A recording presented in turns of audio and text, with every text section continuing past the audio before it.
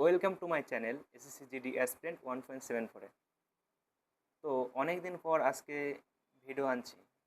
এই এর মধ্যে ভিডিও না আসার কারণ একটাই, আমার ফোন। তো তোমরা অনেকে আগ্রহ করেছিলে দাদা ভিডিও দেবে, ভিডিও দেখবো। তো বিশেষ সমস্যার জন্য ভিডিওটা করতে পারিনি ইদানিং। আমি লাস্ট ভিডিও আপলোড করেছি 10 জুলাই। তো 10 জুলাই আর এদিকে তোমার 23 জুলাই, মোটামুটি 13-14 দিন আমি ভিডিও করতে পারিনি। তার সমস্যা হচ্ছে ফোন। আমার যে ফোনটা ছিল, এই ফোনটা একটু সমস্যা দেখা দিচ্ছিলো, তাই ফোনটা চেঞ্জ করতে হয়েছিল। তো এই মানে তাড়াতাড়ি তো ছম করে চেঞ্জ করা যায় না, তাই কিছু সমস্যা ছিল, সেগুলো মিটিয়ে আমি ফোনটা কিনে এই ভিডিও করা শুরু করছি। তো প্রথমে তোমাদের কাছে মাপ চাচ্ছি এতদিন ভিডিও না দেওয়ার জন্য। তো এবার থেকে প্রতিদিন রেগুলার ভিডিও আসবে। তো অনেকে কমেন্ট করছিলে দাদা যে এসএসসি জিডির মেডিকেল এক্সপিরিয়েন্স নিয়ে তুমি কিছু বলো। তো বলবো, হ্যাঁ, আমি 2023-24 সালে রিক্রুটমেন্ট আমি মেডিকেল গিয়েছি, মেডিকেলে ডাইরেক্ট ফিট হয়েছি। তো মেডিকেল এক্সপিরিয়েন্স বলবো। তো তোমার প্রথমে রানে পাস করার পর তোমার ডকুমেন্টস ভেরিফিকেশান হবে। তো ডকুমেন্টস ভেরিফিকেশান কমপ্লিট করার পর তোমার প্রথমে ডকুমেন্টস ভেরিফিকেশান কমপ্লিট হলো। তারপর আমাদেরকে ট্রাকে করে হসপিটালে নিয়ে গেছিলো। সেই দিন যেদিন রান ছিল সেদিনই তোমার ডকুমেন্টস ভেরিফিকেশান করে আমাদের বিকালের দিকে হসপিটালে নিয়ে গেছিলো ট্রাকে করে। তো ওখানে গিয়ে আমাদের প্রথম ব্লাড নিয়েছিল, ব্লাড, তারপরে ইউরিন আর চেস্ট। এই চেস্ট এক্স রে হয়েছিল। চেস্ট এক্স রে করার একটাই কারণ, মানে তোমার এই হাড় ভাঙা আছে কিনা সেটা দেখার জন্য চেস্ট এক্স রেটা হয়। আর ইউরিন টেস্ট করে, আর ব্লাড বিভিন্ন সমস্যার টেস্ট করে। তো এগুলোতে খুব বেশি সমস্যা হয় না। তোমার ওখানে যখন ব্লাড নেবে তখন নর্মালি ন্যাচারালভাবে থাকবে, কোনো অসুবিধা নেই। ঠিক আছে। তো তারপর এটা এসব কমপ্লিট করার পর আমরা চলে এলাম আমাদের গ্রাউন্ডে। তারপর আমাদেরকে মেডিকেলে রিসিপ্ট দিয়ে দিলো যে তোমরা কালকে সকালে তোমরা রিপোর্ট করবে 5টার দিকে। সরি 5টার দিকে না, 9টার দিকে। তো 9টার দিকে আমরা চলে গেলাম। তো প্রথমে আমাদের 33 জন পাস করেছিলাম, 33 জন টোটাল পাস করেছিলাম রানে। তো 33 জনের 3টে গ্রুপ হয়েছিল, 11 জন করে। তো 11 জনের গ্রুপ হয়েছিল, এক একটা গ্রুপ 11 জন করেছিল। তো প্রথমে আমাদের চোখ চোখ পরীক্ষা হয়েছিল, মানে এক চোখ বন্ধ করে, ওই যে দূরে চার্ট দেখতে পাচ্ছ, 3টে চার্ট ওপরে, ওই তো এক চোখ বন্ধ করে বলতে বলছিল যে কোনটা কি, মানে অফিসার, ওখানে একটা অফিসার ছিল আর আমার চোখে ধরে রেখেছিল একটা অফিসার। তো অফিসার বলছিল, মানে অক্ষর নিচে হাত দিচ্ছে, বলছে এটা কি, তো তোমাকে সেটা বলতে হবে।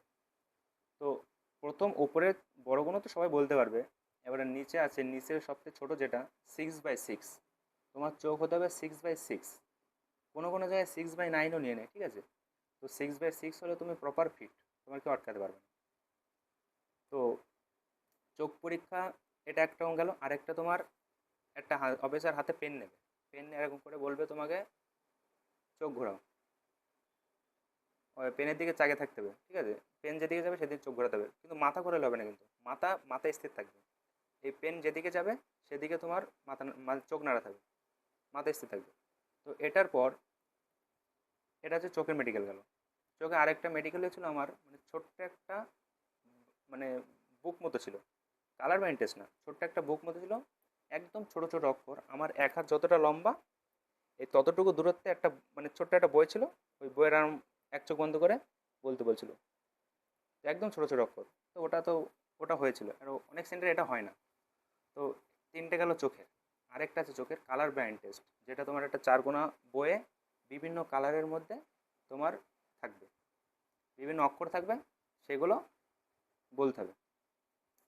তো অফিসার উল্টাবে, সঙ্গে সঙ্গে বলে দেবে। না হলে তুমি যখন সঙ্গে সঙ্গে বলে দেবে, তখন অফিসার মনে করবে না এ ঠিক আছে, এগে আনফিট হবে না, তাই তুমি সঙ্গে সঙ্গে তোমাকে পাস করে দেবে, ঠিক আছে। আর যখন তুমি ভেবে চিনতে বলবে, তখন মনে করবে এই ডাউট আছে, তখন তোমার পুরোটা চার্ট পড়িয়ে দেবে, পড়াবে। তো পুরোটা চার্ট তোমার 27-28খানা পেজ আছে, সব পড়াবে। তো যখনই উল্টাবে সম করে বলে দেবে, সম করে, তাহলে তোমাকে বলবে 7-8টা ধরে, আর বলবে ঠিক আছে যাও। তো এটা গেল চোখে। তারপর হাত দেখলো এরকম করে, হাত কারোর ভাঙা আছে কিনা, ক্যারি অ্যাঙ্গেল আছে কিনা, হাত বেশি ব্যাকা আছে কিনা। তো অনেকের অনেক হাত ব্যাকা ছিল, তো আমার কোনো সমস্যা হয়নি, ঠিক আছে। তো হাত গেল। তারপর নকনি দেখে, মানে পা, যে পা হচ্ছে গিয়ে সঙ্গে মিলে যায় কিনা। তো অনেকের মিলে যায় পা, হাঁটুতে হাঁটুতে, সেটা আনফিট করে দেবে, ঠিক আছে। নকনি। তোমাকে মেনলি চোখের সমস্ত পারফেক্ট হতে হবে, নকনি, আর এই এই দুটোই মেন ওখানে। ওয়েট অনেকে বলে না ওভারওয়েটে আনফিট করে না, ঠিক আছে, ওভারওয়েটে আনফিট করে না, ওভারওয়েটে ঠিক চলে যায়। আরেকটা তোমার যেটা তোমার নাকে তোমার ডিএনএস হয়, অনেকের নাকের হাড় ভাঙা, অনেকের নাকের হাড় ব্যাকা, তো সেটার জন্য রিমেডিকেল দেবে, আনফিট করবে না ডাইরেক্ট তোমাকে ওখানে, মানে কাউকে আনফিট করবে না, সবাইকে সমস্যা থাকলে রিমেডিকেল দেবে, কাউকে আনফিট করবে না। তারপরে তোমাকে হাত ভাঙা আছে কিনা দেখবে এটা। তারপরে তোমার প্রাইভেট পার্ট যেগুলো সেগুলো চেক করবে, ছোট বড়, অনেকের ছোট বড় থাকে, ঠিক আছে, দুটো জিনিস অনেকের ছোট বড় থাকে। তো খুব সামান্য ছোট বড় থাকলে অসুবিধা নেই, 19-20, 18-20, 17-20 চলে যাবে আরামসে। কিন্তু 10-20 এটা রিমেডিকেল দিতে পারে, ঠিক আছে, ফেল করবে না, রিমেডিকেল দেবে। এটা তোমার, এবার তোমার হাইড্রোসিল চেক হলো। তারপরে এটা গেলো অর্শ, ঠিক আছে, অর্শ চেক হবে। তো এই প্রাইভেট পার্টগুলো মেন, চোখ, প্রাইভেট পার্ট, এগুলো মেন, ঠিক আছে। আর তোমার পায়ের তলা দেখে, পায়ের তলা যে সমান আছে কিনা, অনেকে পায়ের তলা সমান, তো তাদেরকে রিমেডিকেল দেবে, ঠিক আছে। তো তোমরা বাড়ি চেক করবে যে প্রথমে একটা জলের বালতি নেবে, ওর মধ্যে পা ডোবাবে, নিয়ে দেন পাটাকে মাটিতে রাখবে, দেখবে পুরো পায়ের ছাপ আসছে কিনা। যদি পুরো পায়ের ছাপ আসছে তাহলে মনে করবে তুমি আনফিট। আর যদি মানে হাফ পায়ের ছাপ আসছে, হাফ মিন্স এরকম, আমি একটু এঁকে দেখাচ্ছি তোমাদের।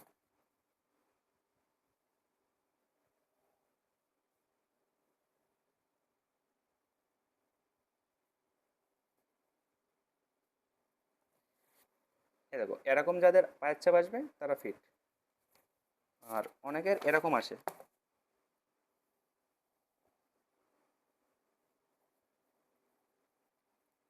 অনেকের পায়ের ছাপ এরকম আসে, ঠিক আছে।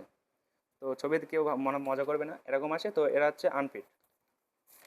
আর যারা এরকম পায়ের তলা, তাদের ফিট, তারা এক চান্সে ফিট হয়ে যাবে।